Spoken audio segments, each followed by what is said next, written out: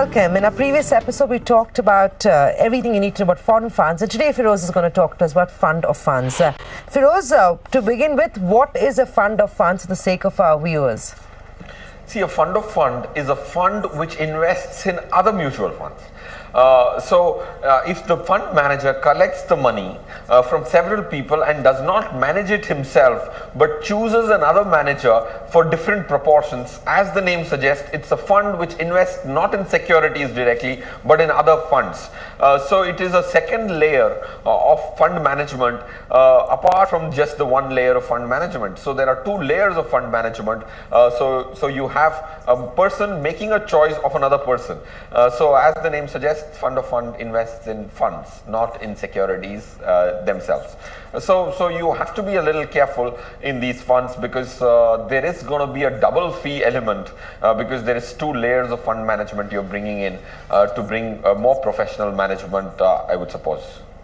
Right. So, okay, while they do invest in funds as opposed to securities, what are the various types of funds then? See, the funds of funds are of several types, largely four of them.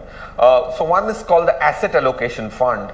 The asset allocation fund is sometimes a fund of fund which tries to move money between equity and debt depending on their market opinion or the valuation. So an asset allocation fund which invests in debt fund and in an equity fund and moves money between debt and equity fund depending on the market situation and the opinion of the fund manager is called an asset allocation. To illustrate, if there's a fund manager who invests to start with 60% of his money in 3 equity funds and 40% of the money in 2 debt funds, if the market goes up significantly and if he changes this proportion from 40 into debt funds and 60 into equity funds to maybe 40 favoring in equity and 60 in debt, this is called an asset allocation fund. You are outsourcing the decision of an asset choice, and the proportion in these two different assets is an asset allocation fund. The second one is gold funds. Gold funds are those funds where you can buy even a systematic investment plan, 1,000 rupees, to buy yourself gold, and the fund manager buys different gold ETFs to make a gold fund. That's another fund where if you want to take participation in gold as an asset class and you don't even want to invest 3,000, 4,000 rupees a month but want to invest 1,000 rupees a month, you can choose a gold fund which in turn invest in other funds, is the second category. The third category is the multi-manager fund, where a fund collects the money and gives it to 5 different asset management companies to make a basket of the best fund managers the country has.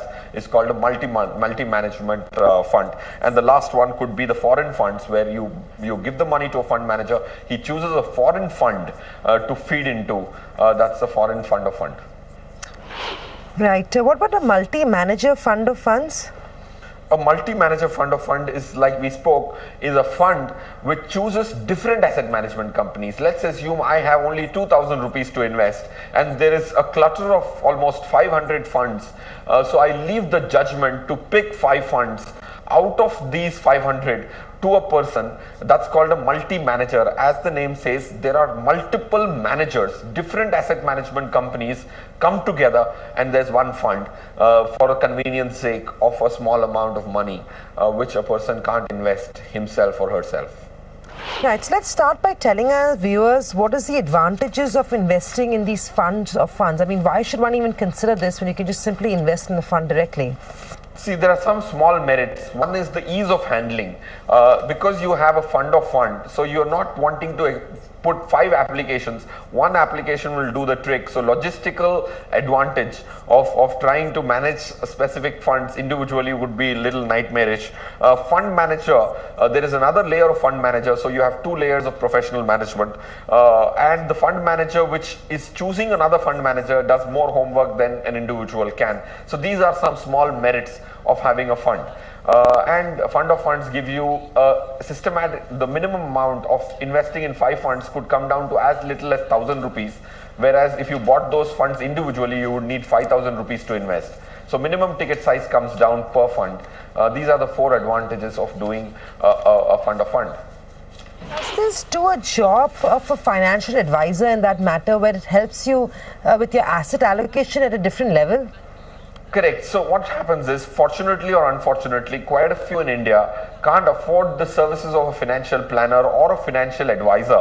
At that point in time, when you're starting out, a fund manager, which is a fund of fund, could have some relevance. As you progress in life and go through that journey of being able to afford somebody who can give you best unbiased opinion and unbiased advice, at that time the relevance of these funds come down significantly. So for a starter, a person who's just starting out to invest, could be a good idea, but you're absolutely right, Samina, as things progress, the relevance keeps coming down dramatically. So this would be a perfect fit for a new investor or a first-time investor as opposed to a seasoned player, right, Feroz?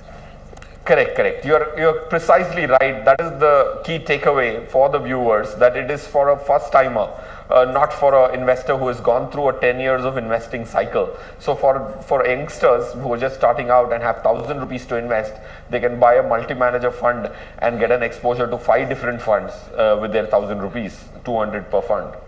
Right. Also, very lastly, so while this is more focused for first-time investors, can you also tell us any disadvantages that one needs to keep in mind before you go out there and invest in these funds? So of course you have to keep one disadvantage in mind, largely because if you are looking for more professional management and a minimum ticket size coming down, expense ratios generally are higher. So you have to be a little watchful of those. You have to be watchful of taxation because taxation is going to be on the higher side on a fund of fund.